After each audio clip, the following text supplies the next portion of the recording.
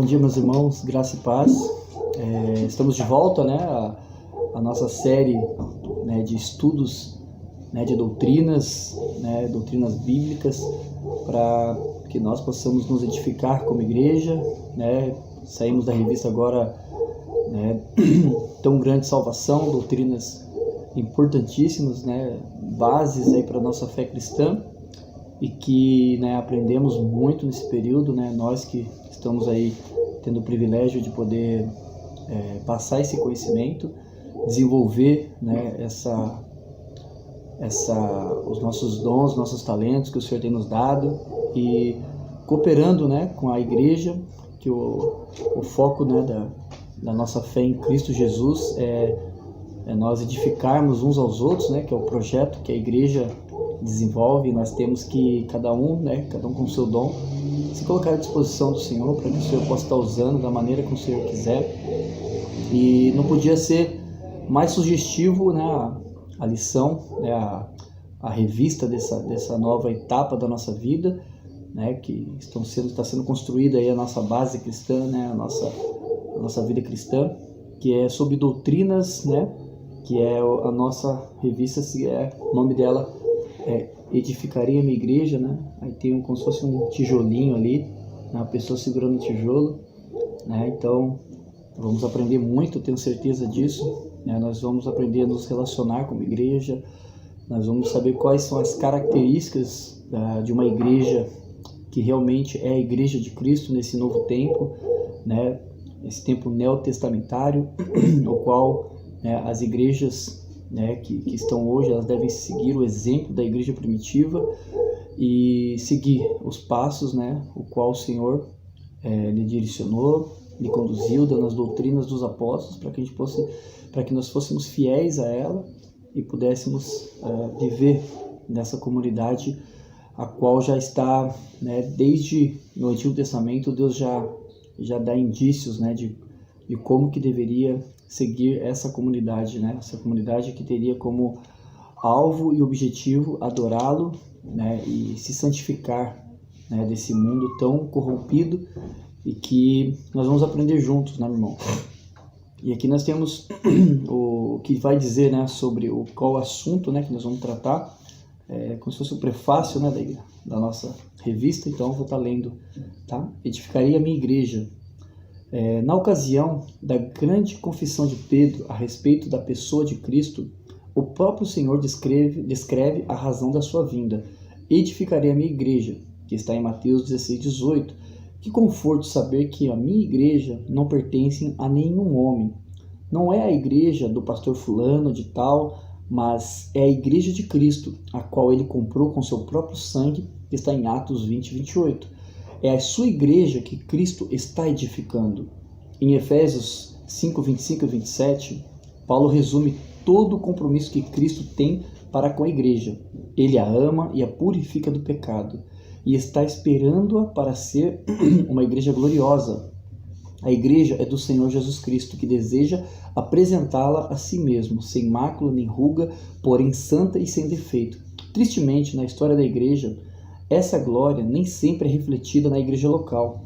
Semanalmente ouvimos na mídia sobre escândalos envolvendo igrejas evangélicas que afirmam ser igrejas neotestamentárias. É um fato trágico que o testemunho de tantas igrejas evangélicas não tenha nada a ver com o retrato da igreja que Cristo desejava. Infelizmente, há crentes decepcionados com a igreja organizada, e o resultado é que muitos deles estão se afastando, formando células desvinculadas. Há muita confusão e falta de conhecimento a respeito da verdadeira natureza da igreja. Há, portanto, uma necessidade urgente de se estudar o que a Bíblia diz sobre ela. Essas 17 lições estudam os vários aspectos da doutrina bíblica da igreja. É importante que estudemos sobre este assunto urgente e apliquemos em nossa situação na igreja local, onde nós congregamos. Ok? Então, isso é uma breve introdução da lição, né, que não tem como não ler, no qual o Senhor, né, diz que a igreja não é de fulano nem de ciclano, a igreja é de Cristo. Ele, né, morreu, ele se sacrificou para que pudesse santificá-la, né, para si mesmo, para se apresentá-la sem mancha, sem ruga e sem defeito, ou seja, em santidade, né, separados por Deus e para Deus, para que nós possamos atingir o objetivo pelo qual o Senhor, né, instituiu a igreja. Então nós vamos conhecer, né, o que a palavra de Deus ela vai nos ensinar acerca, né, dos indícios, né, dessa igreja, o qual o Senhor já desejava. Então, ela começa a nossa primeira lição, a preparação da igreja no Antigo Testamento. Então, nós vamos ter evidências claras de que Deus já tinha proposto já, né, nos tempos vindouros, ao qual hoje nós estamos vivendo, de que a preparação da igreja ela se daria, né, lá com o primeiro chamado a Abraão.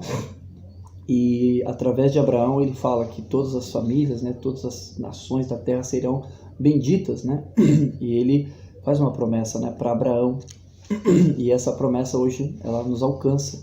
E como igreja Deus também ensinará, né, como que a igreja funciona, como que é a organização eclesiástica, né? E todos as orientações que o Senhor deu aos nossos antepassados ali, os primórdios ali da igreja, os israelitas, que é o exemplo, né, da nação ao qual, né, o Senhor se revelou, e o Senhor deixou ela como exemplo para todas as outras nações, né, do mundo inteiro, que era para seguir o padrão que Deus tinha para Israel, ainda que eles não cumprissem, mas o plano de Deus se estabeleceria por esse intermédio, né, pela revelação a Israel. E que hoje nós somos também o Israel do Senhor, nós somos o povo adquirido, nação santa, e somos chamados, né, um povo gentílico, mas que hoje salvo pela graça e pela misericórdia do Senhor, pelo sangue de Cristo na cruz. Então nós somos parte, né, como no Antigo Testamento, os israelitas, né, a escolha de Deus, a eleição de Deus em escolher um povo, a soberania de Deus, e hoje a salvação é estendida. E hoje nós estamos aqui querendo aprender um pouco mais dessa palavra que vai nos edificar, eu creio. Tá, o texto básico está em Gênesis 12, 1 e 9. Tá? Gostaria de ler com vocês. Antes nós vamos orar, tá, meu irmão? Vamos orar, meus irmãos, para que a gente possa ter uma aula, né, abençoada, uma aula que seja bem produtiva, uma aula que a gente possa adquirir conhecimento e que nós possamos aí, né, podemos discernir, né, qual é a vontade do nosso Senhor para a igreja no tempo que se chama hoje. Mas nós precisamos saber, né, do que se trata, como que surgiu, né, a ideia, né, da igreja lá no começo, ok? Então, Gênesis 12, 1 ao 9. Vamos lá? Vamos orar. Desculpa. Obrigado, Senhor, nosso Deus e Pai. Nós te louvamos, Pai, nós te agradecemos. Obrigado, Senhor, por revelar a sua vontade, Paizinho querido, para a tua igreja, revelações tão claras, tão evidentes, Pai, de como o Senhor quer conduzir o seu povo, Pai. O Senhor chama o seu povo desde a antiguidade, para que vivamos em santidade, porque o Senhor é santo e o Senhor deseja que o seu povo seja santo, Pai.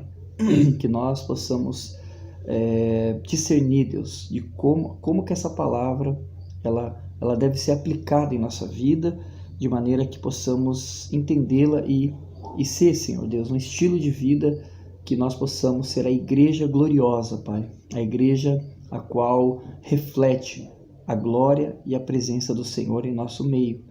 Obrigado, Deus, nos dê a sabedoria, nos conduza, abençoe cada irmão que está neste momento também, estudando a Tua Palavra, e fale conosco, Pai. É o que te peço, te agradeço, em nome de Jesus. Amém e amém. Então vamos lá, Gênesis 12, do 1 ao 9, nós vamos aí, tá, começar com o texto básico, né, que está dizendo aqui na nossa revista, e vamos lá.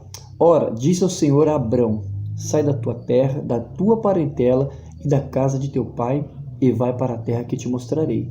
De ti farei uma grande nação, e te abençoarei, e te engrandecerei o nome, sê tu uma bênção. Abençoarei os que te abençoarem, e amaldiçoarei os que te amaldiçoarem. Em ti serão benditas todas as famílias da terra. Partiu, pois, Abrão, como lhe ordenara o Senhor, e Ló foi com ele. Tinha Abrão 75 anos quando saiu de Harã. Levou Abrão consigo a Saraí, sua mulher, e Ló, filho de seu irmão, e todos os bens que havia adquirido, e as pessoas que lhe acrescentaram em Harã. Partiram para a terra de Canaã e lá chegaram. Atravessou Abrão a terra até Siquém, até ao carvalho de Moré. Nesse tempo os cananeus habitavam essa terra. Apareceu o Senhor a Abrão e lhe disse: darei à tua descendência esta terra. Ali edificou Abrão um altar ao Senhor que lhe aparecera. Passando dali para o monte ao oriente de Betel, armou a sua tenda, ficando Betel ao ocidente e Ai ao oriente. Ali edificou um altar ao Senhor e invocou o nome do Senhor. Depois seguiu Abrão dali, indo sempre para o Neguebe. Havia fome naquela terra. Desceu, pois, Abrão ao Egito para aí ficar. Opa, é 12:1-9, desculpa, está até o 10 já. Okay? Então esse é o nosso texto básico. E o versículo-chave está em Efésios, né? 5, 25 e 27, que está na própria revista. Quem tem a revista pode acompanhar também, tá bom? E está escrito o seguinte, em Efésios 5, 25 a 27.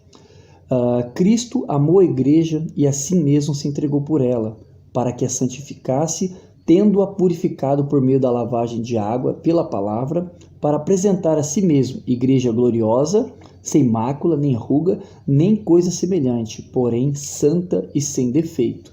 Bom, o alvo da nossa lição, meus irmãos, é o seguinte, que você aprenderá que o conceito de igreja estava na mente de Deus desde o início dos tempos, e que mesmo no Antigo Testamento havia sinais de que dentro da comunidade visível existiam seguidores nominais e verdadeiros. Interessante já, né? Já começar com o alvo da lição para identificar que Deus realmente ele tem duas, não é que Deus tem duas igrejas, mas existe duas igrejas, no caso, que Deus consegue enxergar, né? A igreja visível e a igreja invisível.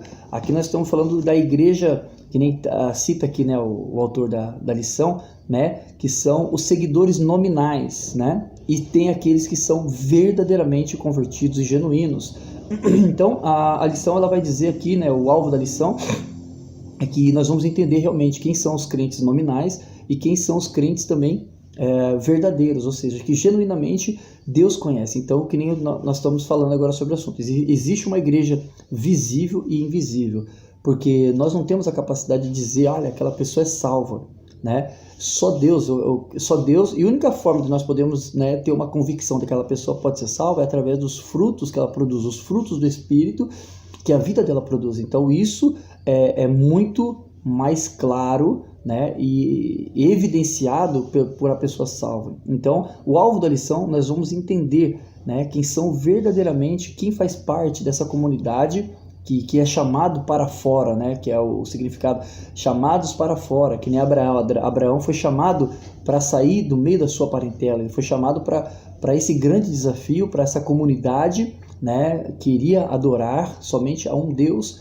e que hoje também a nossa mesma proposta, como Abraão foi chamado, nós também somos chamados a adorar somente a um Deus, né? Então, não temos, né? Nós veremos aqui quais são as evidências de um crente nominal, né? De uma pessoa que realmente ela só faz parte ali de um grupo, de um grupo ou de uma, como se chama, de uma associação, né? E não verdadeiramente de uma igreja que segue, né, os ensinos neotestamentários, que significa, né, que segue os ensinos dos apóstolos e qual aplica hoje, né? Então, é como o pastor Rafael tive uma dúvida, ele respondeu, né, que quando eu falo igrejas, né, igrejas, nós estamos falando com I minúsculo, né? Quando eu falo igreja batista, igreja metodista, e minúsculos no sentido de que, né, quando falamos igrejas, nós temos que se referir à igreja de Cristo, aí sim, a igreja com I maiúsculo.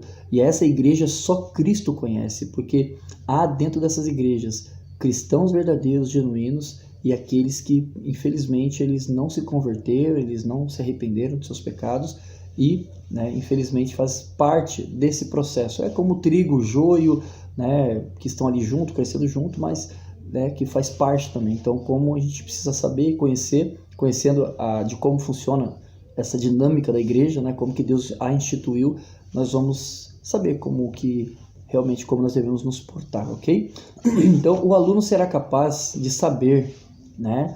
Saber, sentir e agir. Então, nós temos que, no primeiro termo aqui, saber, que é ter o conhecimento que o conceito de igreja estava na mente de Deus desde o início dos tempos e pode ser percebido no estudo do Antigo Testamento. Isso nós vamos entender verdadeiramente. Sentir, refletir se tem se mantido separado das más influências do mundo, testemunhando de Cristo. Né? Nós iremos sentir dessa maneira, né? O aluno será capaz de sentir, né? Refletir acerca dessa ideia de que realmente, olha, peraí, né? Eu estou sendo realmente separado por Deus, eu sou reservado por Deus, né? Eu estou sendo separado por Ele dessas más influências, ou eu tenho me amoldado, né? Eu tenho, né, me moldado esse sistema, essa cultura, esse mundo que, né, que diz que coisas totalmente vergonhosas, que totalmente desagradam a Deus, isso não tem menor importância, e que nós que somos cristãos temos que nos posicionar sim, né, por aquilo que a palavra prima, né, que é pela santidade, por aquilo que Deus considera pecado, né, e quando Deus considera pecado, Deus vê de forma hedionda. Deus não vê o pecado como algo, né, tão com desdém, né, com uma falta enfim, de temor, no seguinte, né, dessa palavra tão séria, o qual veio, né, sobre a humanidade tamanho mal, né, e nós sofremos hoje por causa do pecado. Então nós temos que nos posicionar sim. Então nós temos que nos separar, nós somos separados por Deus dessas influências do mundo. Nós teremos a capacidade de refletir sobre esse assunto. E agir, que significa viver de modo que as pessoas percebam que você tem um relacionamento especial com o Senhor. Então isso que é legal, isso que é interessante. As pessoas, elas vão...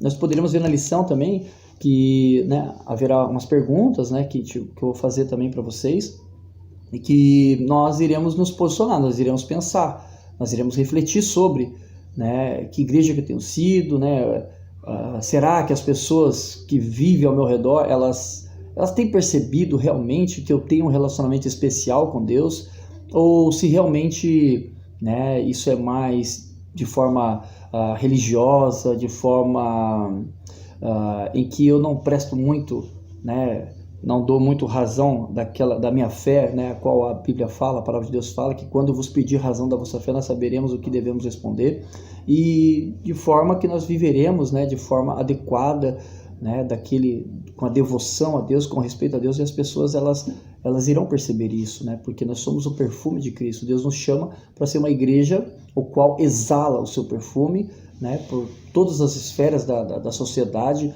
né? Por isso que a igreja ela não é somente no domingo, a igreja não é somente nos encontros, né, que são, né, a estrutura da igreja, mas a igreja ela está envolvida em todas as camadas da sociedade, nas prefeituras, enfim, em todos os lugares, escolas, a igreja está ali presente. Ok, voltando aqui, né, a necessidade de uma doutrina bíblica da igreja, né? Então nós temos esse tópico agora, né, a necessidade de uma doutrina bíblica da igreja. Então, a doutrina da igreja é atualmente uma das mais negligenciadas. Esse fato apresenta, dentre outras consequências, ou seja, né, a proliferação de tantas novas igrejas, seitas, cada uma, né, arrogando a si o direito de ser chamada a única igreja neotestamentária. Há muita confusão e falta de conhecimento a respeito da verdadeira natureza da igreja. Infelizmente, há crentes decepcionados com a igreja organizada, e o resultado é que muitos deles estão se afastando, formando células desvinculadas e fora da igreja. Há, portanto, uma necessidade urgente de se estudar o que a Bíblia diz sobre a igreja. Né? Então nós vamos abordar aqui o primeiro tópico, né? Então a gente sabe que, né, a proliferação de tantas igrejas se dá por conta disso, né? Porque muitas pessoas elas acabam se decepcionando com aquele sistema religioso, né, o qual ela está. Então ela faz o seguinte, ela racha a igreja, ela reúne aquele grupo de irmãos e abre-se, né, uma nova igreja, e assim vão se proliferando, né, de forma que totalmente fora, né, do contexto do qual a igreja neotestamentária que Deus estabeleceu, que é o princípio ali dos apóstolos. E hoje, né, como nunca nós vemos, né, tantas igrejas, há tanta confusão no meio evangélico, né, por conta dessas dessas, infelizmente, algumas delas, muitas seitas, né, que não têm compromisso com a verdade, que não têm compromisso com a doutrina dos apóstolos, e que com certeza não vai produzir uma vida piedosa, e a vida piedosa ela vai consistir o quê? Né, em frutos, né, para o Espírito, os frutos que nós produziremos para o Espírito Santo de Deus, pelo Espírito Santo de Deus e para Deus, porque nós somos separados por Deus, então se tornam o que, como se fala, como se chama, como se fosse um sistema religioso falido, né, um sistema religioso que ele existe, ele está ali, tem as pessoas, tudo, mas não produz a santidade, não produz uma vida piedosa, não produz uma comunhão verdadeira com Deus, né? Tampouco gerará frutos, né, para o Senhor e renderá glórias para o nosso Deus, tá? Então, a igreja gloriosa, né? Primeiro eu gostaria de fazer uma pergunta, né, para chegar nesse primeiro tema aqui ainda, nós estamos aqui no primeiro tema, e o primeiro tema diz o seguinte, né? O que você tem feito para que a nossa igreja seja apresentada a Cristo sem mácula, né, nem ruga, porém sem defeito? O que nós, né, nós temos feito, né, para que a nossa igreja seja apresentada a Cristo sem mácula, nem ruga e porém sem defeito? Então é uma pergunta que nós temos que nos fazer, né? O que eu tenho feito, né, para que essa igreja de Cristo ela seja apresentada, né? Ou seja, eu tenho tolerado, né, por exemplo, o pecado, eu mesmo particularmente, eu tenho tratado o pecado como se fosse como um erro cotidiano, um erro normal, né? E também acerca né, de sentir a dor de quando a gente vê, sabe, alguém, alguma pessoa, o qual ela faz parte, né, da igreja, sabe, e uma coisa que não condiz, né, com a nossa cultura em Cristo Jesus, pela revelação que é dada por Deus. Isso indigna, né? Eu fico indignado muitas das vezes, né? Não é contra a pessoa, mas eu prezo muito pela santidade da igreja, pelo testemunho da igreja, pela comunidade pela qual nós professamos a fé em Cristo Jesus, que é a nossa igreja batista, e nós, né, com muito amor, com muito zelo, com muito cuidado, isso dói na gente quando a gente vê, né, irmãos que estão realmente distantes do Senhor e ainda professando, né, eu sou igreja batista, tal, e na verdade acaba escandalizando, né, o nome do Senhor Jesus Cristo. Então nós temos que, né, que ver, né, cuidar dessa igreja, amar essa igreja, né, onde há pecado, buscamos na dependência do Senhor, sabe, para que possamos ser curados, né, possamos sermos restabelecidos, animados, fortalecidos, e que possamos ser uma comunidade, né, uma igreja saudável, uma igreja que tem, né, o propósito de servir ao Senhor, como separados, reservados que somos, chamados por Ele, né, para essa grande missão que não é nossa, mas é dele, né, e Ele cumprirá nas nossas vidas, porque o propósito é dele. Né? Então, a igreja gloriosa, ela está em Efésios, né, quando fala, né, o texto de 5, 25, 27, né, Efésios 5, 25, 27, vai dizer, né, Paulo resume todo o compromisso que Cristo tem para com a igreja. Ele ama e a purifica do pecado, e está preparando-a para ser uma igreja gloriosa, a igreja do Senhor, que deseja apresentá-la a si mesmo, sem mácula nem ruga, porém santa e sem defeito. Infelizmente, na história da igreja, essa glória nem sempre é refletida na igreja local. É um fato trágico que o testemunho de tantas igrejas evangélicas não tem nada a ver com o retrato da igreja que Cristo desejava. Semanalmente ouvimos na mídia sobre escândalos envolvendo igrejas evangélicas que afirmam ser, né, as igrejas neotestamentárias, né, a igreja ali primitiva, as igrejas que surgiram ali no Novo Testamento e que carregam essas doutrinas. Só que os frutos, infelizmente, a gente não consegue ver, né, de uma vida piedosa, como nós acabamos de falar. Né? E o segundo ponto é a igreja com sua imagem deformada. Né? Eu tenho mais uma pergunta, né, que aqui o nosso autor ele nos dá, né, para que nós possamos pensar, refletir e fixar melhor o conhecimento. Né? Então ele vai falar o seguinte, né, antes nós partimos para o nosso segundo ponto, que é a igreja com a sua imagem deformada. Ele diz o seguinte: que imagem nossa igreja tem transmitido para o mundo lá fora? Qual que é a imagem né, que a nossa igreja tem transmitido para o povo lá fora, para os nossos vizinhos ali da igreja, para as nossas famílias ali que vivem ao redor, né? O que a nossa igreja tem transmitido para o mundo lá fora, para a nossa comunidade, para o nosso município, Ilhabela? Como as pessoas olham para a Igreja Batista? Pessoas sérias, pessoas realmente devotas a Deus, uma devoção real, uma devoção de quem realmente vive pelo Senhor, faz o seu nome, né, conhecido com todo respeito, com toda a devoção, com toda a honra e glória que deve ser dada a esse nome, né, pelo cuidado do nosso viver, pela obediência, né, uma obediência em amor, não uma obediência, né, velada, né, uma obediência falsa, mentirosa, hipócrita, mas uma obediência em amor, né? Em obediência, em resposta a esse amor de Deus, nós respondemos em amor com a obediência, certo? Então, né, dado isso, né, essa pergunta, né, que imagem a nossa igreja tem transmitido para os lá de fora, para a nossa cidade, aí vem, vamos abordar 5 pontos aqui, que vai falar o seguinte, né? A igreja com sua imagem deformada. Ray Stedman, no seu livro A Igreja, Corpo Vivo de Cristo, sugere que a palavra igreja traz à tona diferentes imagens. Quando a gente fala a palavra igreja, vem diversas coisas na cabeça das pessoas. Eu também, quando eu era cristão, né, vinha diversas coisas na nossa cabeça, a gente sabe disso, né? A gente acha que é um bando de fanáticos, enfim. Aí ele vai dar 5 pontos aqui para a gente poder pensar também, tá? A igreja é nada mais do que um snob clube religioso, né? Tem pessoas que realmente pensam isso, né? Tem pessoas muito orgulhosas, tem pessoas que, né?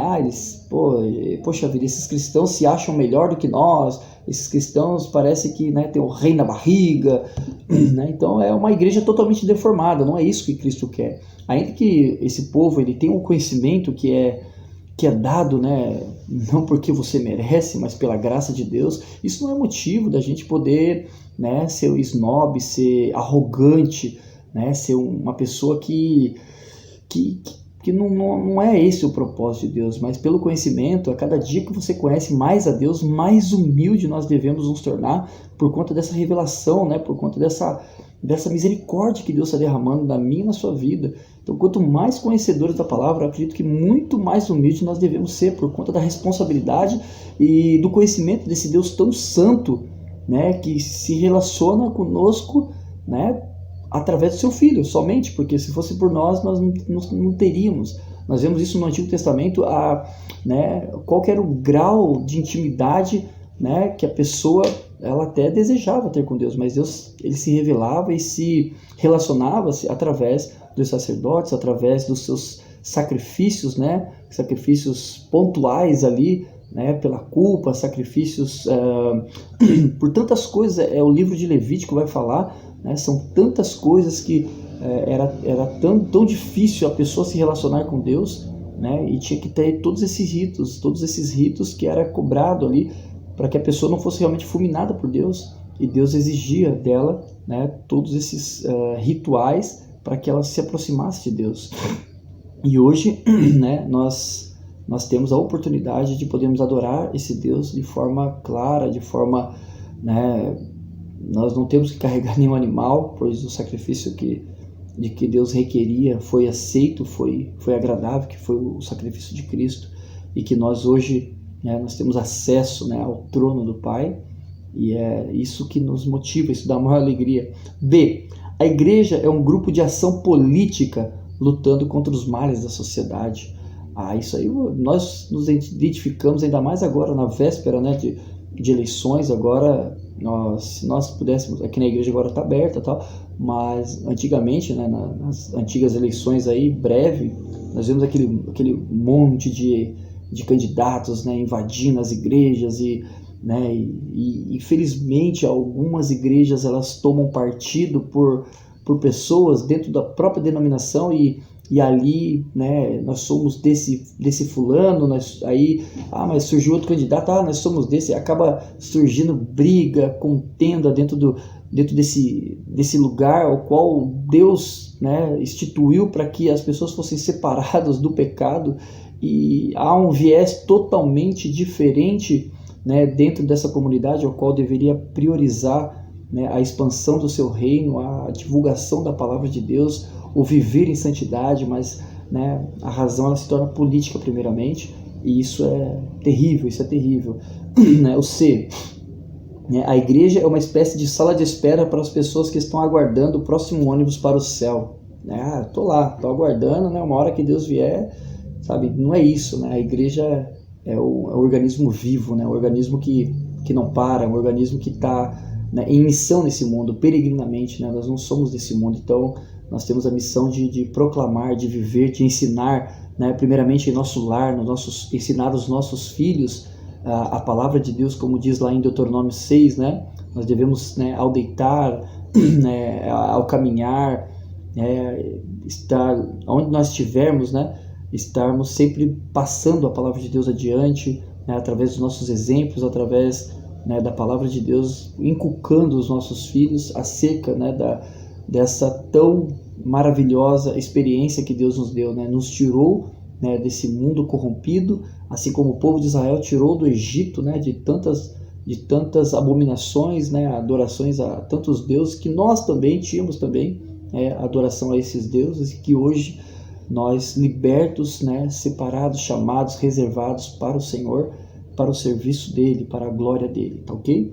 E então a igreja é uma reunião de fanáticos religiosos gozando o seu transe de fim de semana, né?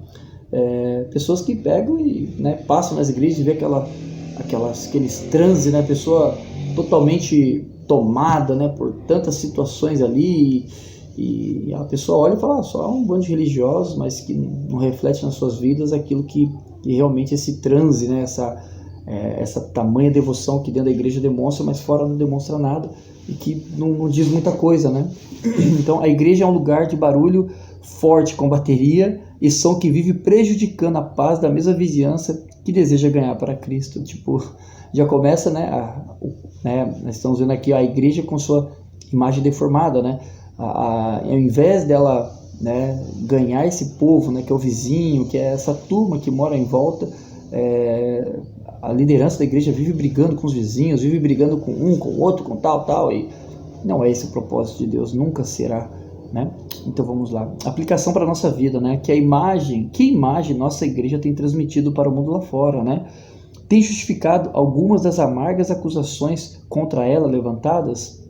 Infelizmente sim, né? Nós vemos na nossa sociedade que esse modelo de igreja totalmente deformado, ela existe, ela não está muito longe de nós, e que nós temos que tomar os cuidados também para que a gente, né, não se torne também uma igreja que realmente viva fora dos princípios, né, fora da doutrina dos apóstolos, o qual é o objetivo que Cristo deixou, né, que o Senhor nosso Deus deixou.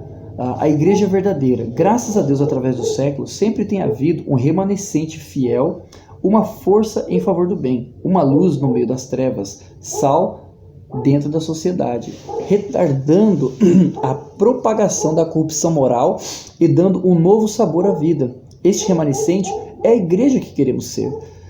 Então, assim, sabe, nós vemos muitas igrejas que são lotadas, né, aquela coisa toda, e muitas das vezes nós vimos que muitas das vezes é muito oba-oba, né, muita coisa, e não é apresentado muitas das vezes o evangelho, né, a palavra de Deus, para que as pessoas sejam transformadas, sejam, né, ali chamadas, né, para viver para Deus e entender o propósito pelo qual Deus as chamou. Mas os atrativos são totalmente outros, né?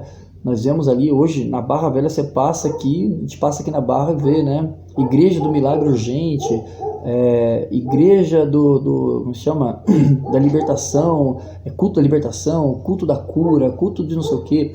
Então existe culto para todas as coisas, né? E eles querem, na verdade, o culto ele é dedicado a Deus, né? Em Levítico vai dizer, né, que somente a adoração, né? Deus fala, eu sou o Senhor, né? E vocês são o meu povo. Então Deus, ele quer ser adorado e precisa ser da forma dele. Então não é atraindo pessoas por causa da cura, por causa né, como se fala, da reconciliação conjugal, de tudo mais. Então não é essa a ênfase da igreja. A igreja ela vai se reunir para adorar a Deus, né? Porque tudo que se voltar para nós, né, tudo aquilo que for para nós, o culto se torna antropocêntrico. O homem acaba sendo o centro e não é a vontade de Deus. A vontade de Deus é que nós o adoremos, né?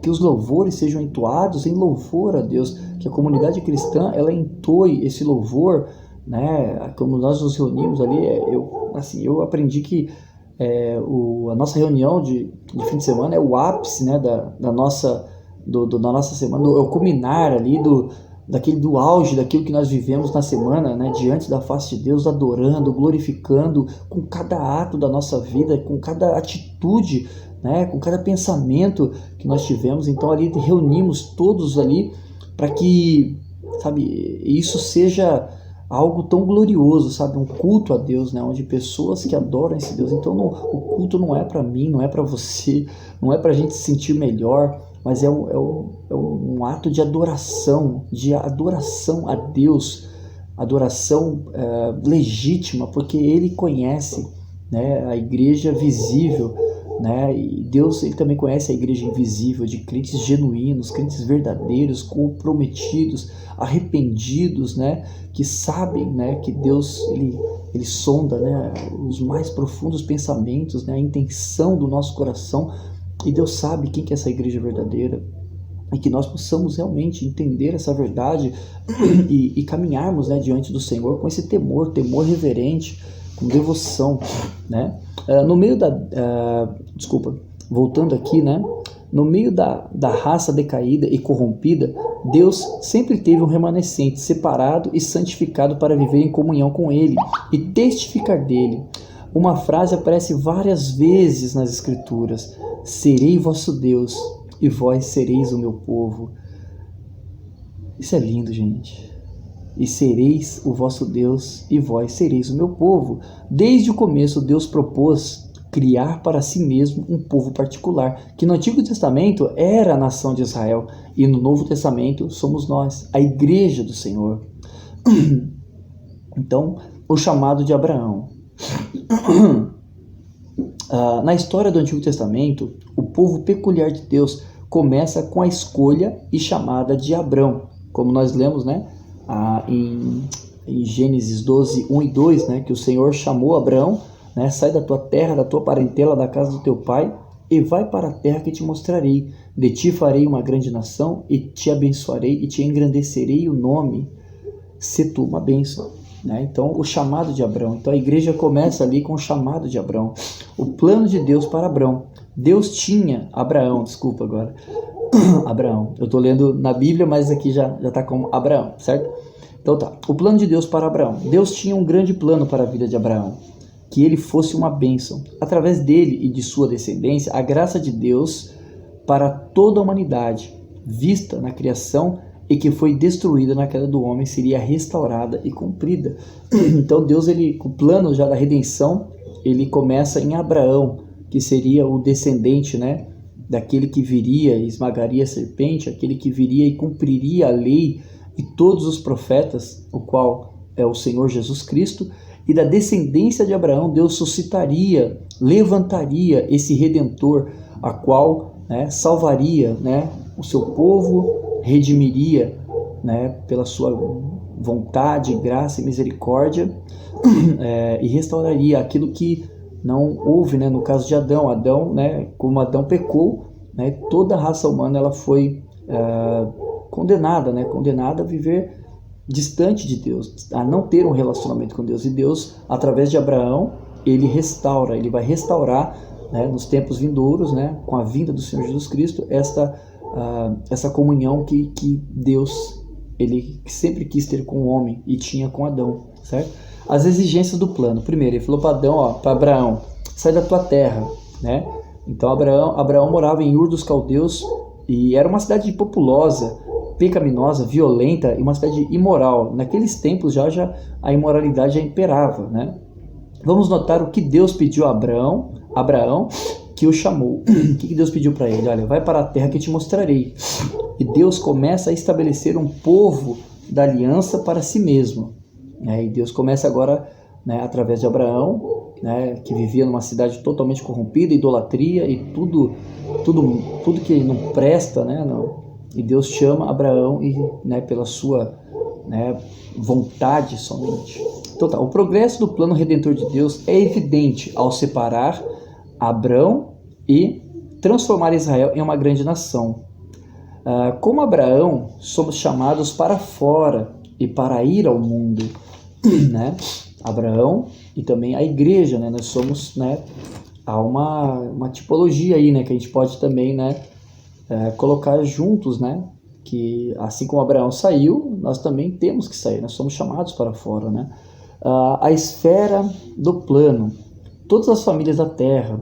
Deus estava prometendo que o Messias haveria de nascer na família de Abraão e através do povo de Deus, ele quer abençoar todos os povos, né? E aí a gente vê, né, que os países conservadores, eles têm por base, conservadores que eu digo que não adotam, né, como na sua Constituição, leis que vêm a ferir os princípios cristãos judaicos, né? Que é a questão do aborto, é a questão da homossexualidade, do casamento entre homens do mesmo sexo, e toda a sorte de imoralidades que são permitidas, né, por legislações que não seguem, né, os princípios cristãos judaicos, o qual é estabelecido por Deus através de Abraão. Então a sociedade hoje, se ela seguisse os padrões que Deus estabeleceu, né, as nações elas iriam prosperar, né, se elas realmente pudessem seguir, né, esse estado, como se chama, nós entendemos por conservadores que são, né, que são a favor das famílias, que são a favor, né, Deus como bandeira, como aquele que tem o poder de legislar, e os princípios de Deus são considerados importantes para esse tipo de nação. E aqui nós vemos, né, que a educação cristã judaica, ela realmente serve como base para toda e qualquer sociedade, como Deus falou para Abraão. Então a sociedade que é pautada dentro desses princípios, ela tende a colher muitos e muitas bênçãos, né, prosperidades para o seu povo, né? E Deus os protege de muitas pestes, de muitas doenças, né, pestilências e tantos males, né, que pode decorrer de uma nação que rejeita, né, os conselhos de Deus, ok? A resposta de Abraão. Pela fé, interessante agora pensar, né, que tudo, né, desde antes de Abraão fazer qualquer coisa, tudo será pela fé. Então aqui vai dizer que pela fé, quando chamado, obedeceu Abraão. Abraão obedeceu quando ele foi chamado pela fé. Porque ele não sabia, ele nem imaginava que Deus estava falando com ele, porém, ele creu. Ele creu, somente creu. Né? E eu vou crer, ele creu naquilo que Deus estava falando, e ele saiu, né, da terra, da parentela do meio dos seus pais, né, bem estabelecido, e seguiu o seu caminho, né, para onde Deus tinha mostrado para ele, que Deus ia levá-lo até Canaã. E ele teve fé. Né? E a fé, desde o Antigo Testamento, né, ela é a justificação da nossa salvação, pela fé. Então, né, Abraão, né, foi imputado como justiça para ele. Então, quando foi chamado, ele obedeceu. Devemos notar que foi Deus quem tomou a iniciativa. Ser membro do povo de Deus depende exclusivamente de uma ação de Deus. Ou seja, né, a predestinação de Deus, que está em Efésios 1:3-4. Depois é que vem a resposta humana. Abraão invocou o nome do Senhor, mas Deus o chamou, Deus o escolheu. Então vamos lá. As pessoas com quem convive, elas percebem claramente em você alguém que tem um relacionamento especial com Deus. Isso é algo que nós temos que aplicar na nossa vida, né? As pessoas sabem, elas pelo menos desconfiam, falam, poxa, essa pessoa ela é diferente, por que ela, né? Por que ela não tem nada a ver com esse mundo assim? Parece que ela está até do outro mundo, parece até um ET, né? Parece até um extraterrestre.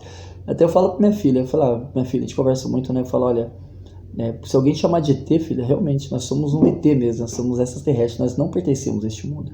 Mas no sentido que eu estou dizendo, né, nós não participamos dessas imoralidades, dessas formas que o molde, né, que o politicamente correto está dizendo aí, e que nós realmente não devemos, e temos a liberdade em Cristo para poder nos opor, né, a esse sistema totalmente fora da vontade que Deus assim quer que nós sigamos. Então, o sinal da aliança. Deus fez uma aliança com seu povo através de Abraão e deu como sinal para os homens o rito da circuncisão. O sinal mostrava que Deus prometeu ser seu Deus e desejava que eles fossem seu povo. Êxodo 12, 47 e 48. Foi um sinal visível, indicando membresia. Somente aqueles que tinham o sinal guardavam o sábado e observavam a ordenança anual de comer a Páscoa.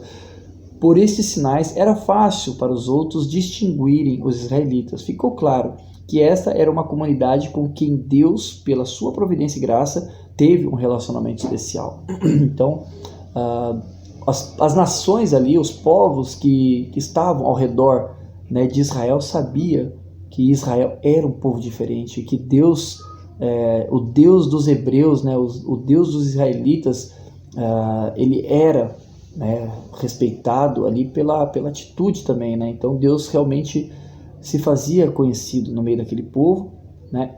E para se tornar membro daquele povo, a pessoa tinha que se circuncidar, né? Como Abraão, né? Abraão, depois Moisés lá no Egito também, né? As pessoas, né? Deus aceitava as pessoas também, mas diante dessa condição precisava circuncidar, né? O forasteiro, o estrangeiro, para que ele pudesse se tornar ali membro e participar das festas, né, que eram ali os rituais que Deus estabelecia, né, para a nação santa, né, a nação separada, que iria refletir ao mundo a glória de Deus, né, o projeto que Deus realmente queria, né, e quer para o mundo, né, que seria essas bases totalmente conservadoras, né. É fácil ver a ligação com os dois sacramentos do Evangelho dado por Jesus, o batismo e a Santa Ceia, que vamos estudar na lição 11. São dois sinais indicativos que pertencemos à comunidade divina.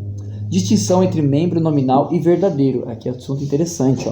Na história do Antigo Testamento, é claro que dentro daquela comunidade visível há uma distinção entre membro nominal e verdadeiro, entre aquele que professa e aquele que pratica, vista também no Novo Testamento. Na família de Abraão, todos os homens foram circuncidados, né? Todos os homens foram ali no seu prepúcio, né?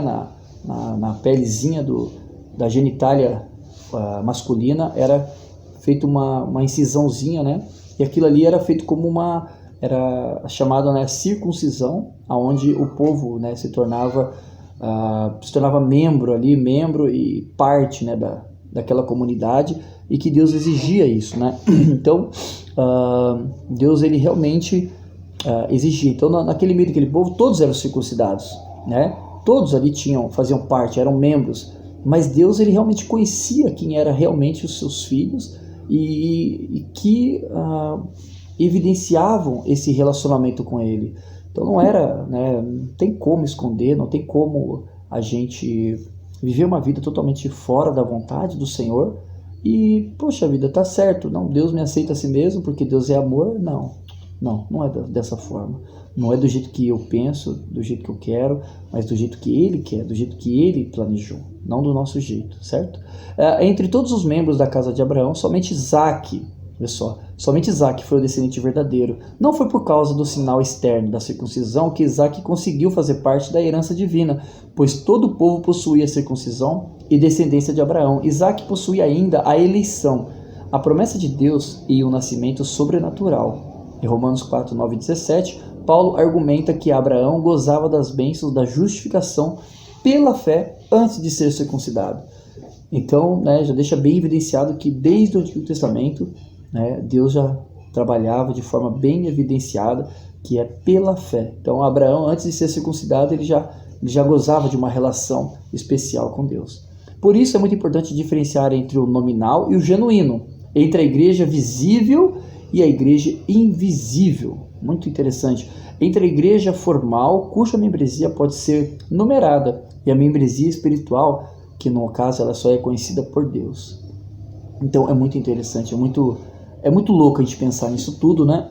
Mas quando a gente pensa que nós devemos primar, conservar, cuidar da santidade da igreja, né, da qual eu pertenço, da qual nós somos membros, né, e somos pertencentes a esse povo, nós temos que né, em amor, sabe? Porque, né, não com o julgamento, né, condenatório, né, sobre tais vidas, né? Que no caso, se fosse para condenado, nós também seríamos condenados, porque pecamos também, né? Então, nós devemos viver com um amor por essas vidas e orando ao Senhor para que os olhos serem abertos, né? Possam ser, né, a pessoa possa enxergar, né, como nós estamos vivendo, a responsabilidade de testemunharmos Cristo através da nossa comunidade, né? Então, por isso, né, é muito importante diferenciar entre o nominal e o genuíno, entre a igreja visível e a igreja invisível, porque Deus conhece a igreja, né? Os verdadeiros membros da igreja, né, com letra maiúscula, com I maiúsculo, não são aqueles que somente são batizados, mas aqueles que realmente são nascidos de novo, produzindo o fruto do Espírito, né? Então não adianta, eu batizei, eu levantei a mão, aceitei a Jesus, né? Mesmo sentado no banco, mas eu aceitei o Senhor Jesus, mas vivemos de forma que não produzimos o fruto do Espírito. Quais são os frutos do Espírito? Gálatas 20, né, 20 e 22, se eu não me engano, que vai dizer os frutos do Espírito, né?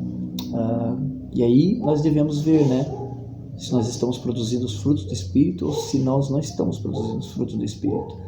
E se não, nós devemos nos arrepender, nós devemos falar: Senhor, me perdoa, me guarde, me ajude, porque é isso que Deus requer de nós, através de um relacionamento especial com Ele, de uma vida de devocional, né? Uma vida que busca se aprofundar mais no conhecimento da sua palavra, busca mais ter um relacionamento, né? Esse conselho que Deus nos dá, né, acerca da palavra dele, para que a gente possa viver. Como que eu vou viver de acordo com a vontade de Deus se eu não conheço a vontade desse meu Deus? Então, a única coisa que pode destruir o povo de Deus, assim mesmo ele fala, é o conhecimento, a falta de conhecimento. Então nós devemos conhecer a Deus, nós devemos nos aprofundar, né, no conhecimento das Escrituras Sagradas, das revistas que nos conduzem, que nos explicam, né, homens de Deus explicando, né, como funciona, o que aconteceu, como que nós devemos, né, isso com bases bíblicas, né, com fontes fiéis, né, da Escritura Sagrada. Eu vou andar um pouquinho mais rápido aqui, ok? Para a gente não perder aí, ok? A redenção de Israel. Conhecemos bem a história do povo de Israel na escravidão. O povo que Deus escolheu para ser o seu povo estava na escravidão e tinha que ser redimido, né? A gente vê Êxodo 6 e 7, né? O povo de Deus estava lá no cativeiro, né? E, né, o cativeiro egípcio, né? E vai dizer assim: foi assim que Deus instituiu a Páscoa, lembrando-nos que o povo foi redimido pelo sangue do Cordeiro. É interessante observar que foi neste contexto que encontramos a primeira referência à igreja no Antigo Testamento, que vai dizer, né, que todo o ajuntamento da congregação foi quando Israel, sob o sangue do Cordeiro, tinha de comer o Cordeiro Pascal. Aí nós temos as referências bíblicas aí, né, os irmãos podem estar lendo também, né, para estar mais aprendendo, né, fixando mais esse conhecimento, né, de que a congregação de Israel se reuniu ali para comer, né, o cordeiro, para comer a Páscoa, né, o qual simbolizava, né, o livramento, né, da servidão, que agora eles estavam se tornando livres por conta de que Deus estava livrando o povo com mão forte, né, dos egípcios que os maltratavam, e Deus ouviu o clamor daquele povo e levanta Moisés, e esse povo, né, está pronto agora a comer a Páscoa, que simbolizava, né, a saída do Egito, a escravidão, e que isso seria feito perpetuamente, é feito até hoje, né? E aí nós vamos falar sobre o remanescente fiel. Quando estudamos a história do povo de Deus, discernimos emergências, voltamos. Quando estudamos a história do povo de Deus, discernimos a emergência da ideia de um grupo remanescente fiel que deseja obedecer a sua palavra, cuja membresia é visível somente a Deus. No meio da comunidade de Israel, este é o verdadeiro povo de Deus. Então, dentro até de Israel, né, daquela comunidade, né, daquele povo que se ajuntava ali, que se ajuntou e que caminhou, né, no deserto durante os 40 anos, né, uma caminhada que era de 40 dias, a cavalo seria até mais rápido ainda, mas que Deus fez com que eles andassem durante 40 anos, porque Deus queria provar o coração deles, e o coração deles era idólatra, o coração deles era rebelde, o coração deles era totalmente voltado, né, para tantas outras coisas e não para Deus. E Deus vai trabalhar no coração daquele povo durante 40 anos, eles vão peregrinar pela terra ali, pelo deserto, e mesmo assim Deus, com prodígios e milagres, com manifestações milagrosas, né, manifestações ali palpável, né, de dia, de noite, o alimento, maná, codornizes, a coluna, né, a coluna que protegia do sol, né, a nuvem que protegia do sol e a coluna que protegia o povo de queimar do fogo, enfim, nenhuma sandália se gastou, né? Então, em meio daquele povo todo, né, pessoas que ainda não criam e que, pela sua desobediência, né, os seus corpos, né, cerca de toda aquela comunidade, de toda aquela geração, né, pereceu no deserto, né, de 20 anos de idade para baixo.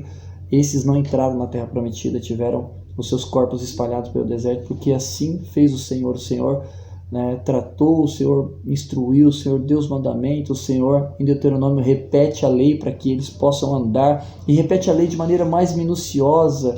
Ele vai repetir a lei de forma com que os seus ouvintes ali, aqueles que Deus estava requerendo, que ganhasse o coração, né, dos seus filhos, e que a lei era repetida novamente para que pudesse essas pessoas, né, terem a oportunidade de não acontecerem aquilo que aconteceu com os descendentes, né, que ficaram, né, que não entraram na Terra Prometida. Somente Josué e Caleb, né, por serem fiéis a Deus e ao relatório que eles vão trazer para Deus sobre a terra que mana leite e mel, e que esse relatório infelizmente foi vencido, né, com um voto de 10-2, e Deus realmente permite que eles não entrem na terra naquele momento, porém, né, algo que era para durar 40 dias vai durar 40 anos. Então, né, no meio desse povo muito incrédulo, muita gente, né, mas tinha o povo remanescente, isso que é legal, tinha o fiel, né, aquele que são os fiéis a Deus, que Deus preservou.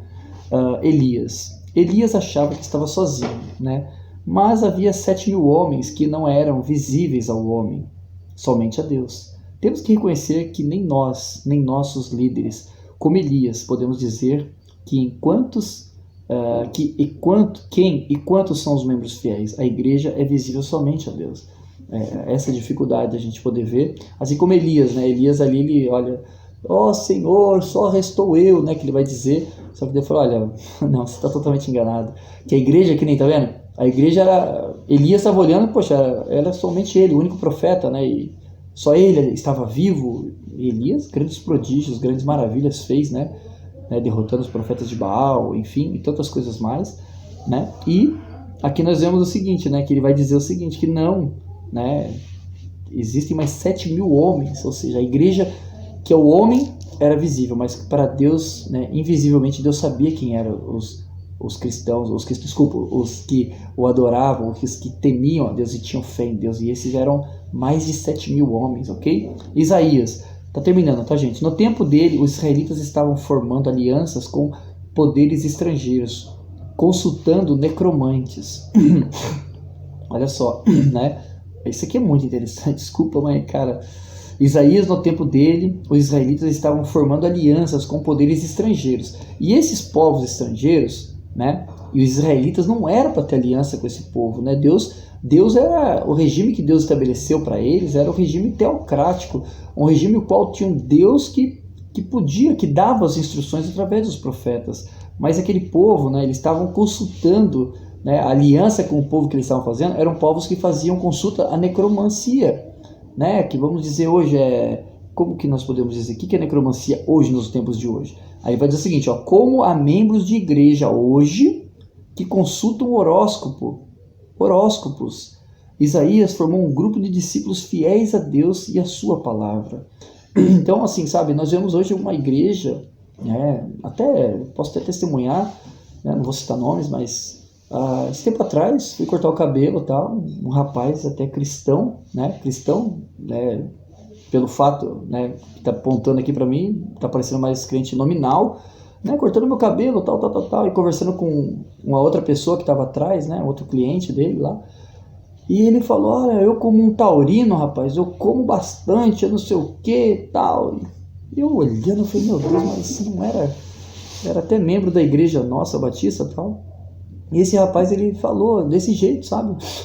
E não são poucos, eu já vi também outras situações, né, de pessoas que defendendo essa questão de horóscopo, sabe? É necromancia, cara, é abominável, Deus não se agrada, não tem porquê, nós dependemos de Deus, não dependemos de pessoas que, né, e dentro das igrejas evangélicas também, tantos necromantes, né, pessoas que vão consultar outras pessoas para saber futuro, para saber de não sei o quê.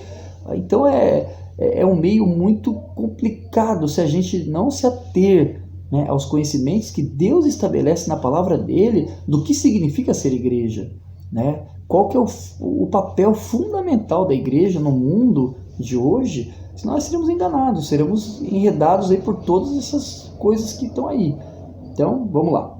Conclusão, fechando, galera. Assim notamos que no Antigo Testamento, quando o povo estava no exílio na Babilônia, foi somente uma minoria, unida não meramente por raça, mas por fé e em devoção a Jeová, que respondeu ao desafio de voltar a Jerusalém e reconstruir o templo. Subsequente, os judeus da dispersão deram boas-vindas a seus cultos nas sinagogas proselitistas entre as nações gentílicas. Tudo isso foi usado para demonstrar que a membresia no verdadeiro Israel não era racial ou simplesmente participação ritual em algumas cerimônias, mas algo do coração e da sua condição espiritual. Assim o povo de Deus começava a ter uma visão de todas as famílias da terra, que era o projeto de Abraão, abençoar todas as famílias da terra. E esse projeto ele se dá através da igreja cristã, o qual vive os princípios cristãos judaicos, a nação que procura viver os princípios cristãos judaicos. E Deus ele promete, é uma bênção que foi, né, prometida para Abraão e que estenderia sobre toda a terra, sobre todas as pessoas, tá bom? Desculpe, foi um pouco mais longo do que eu imaginei, mas que Deus abençoe a sua vida, que possamos viver de uma forma bem viva, né? Que a igreja é um organismo vivo e atender, né, a esse projeto, essa missão que Deus tem para cada um de nós, tá bom? Tá, e outra coisa, né? Para a gente conhecer, né? Uma pergunta, né?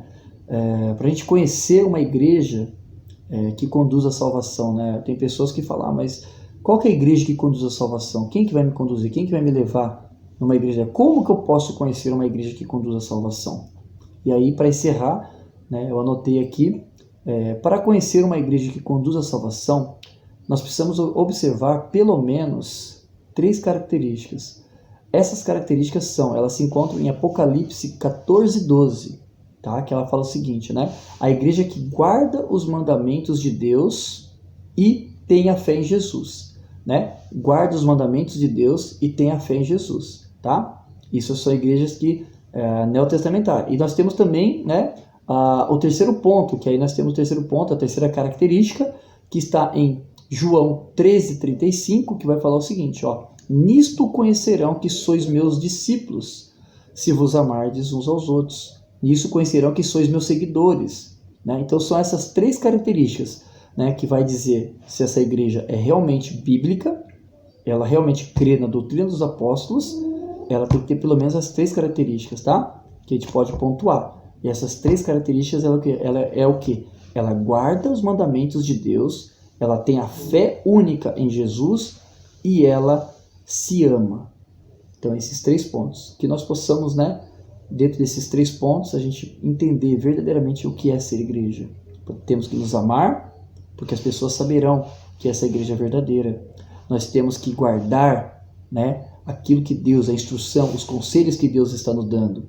E ter a fé em Jesus. E a fé em Jesus eu costumo pontuar, né, que há 3 pontos. A fé que salva, a fé que relaciona e a fé que é baseada nas doutrinas, no conhecimento da palavra de Deus. Que Deus abençoe a sua vida e que possamos aí ter mais oportunidades de estarmos juntos. Até mais, meus irmãos. Tchau, tchau. Um abraço. Valeu.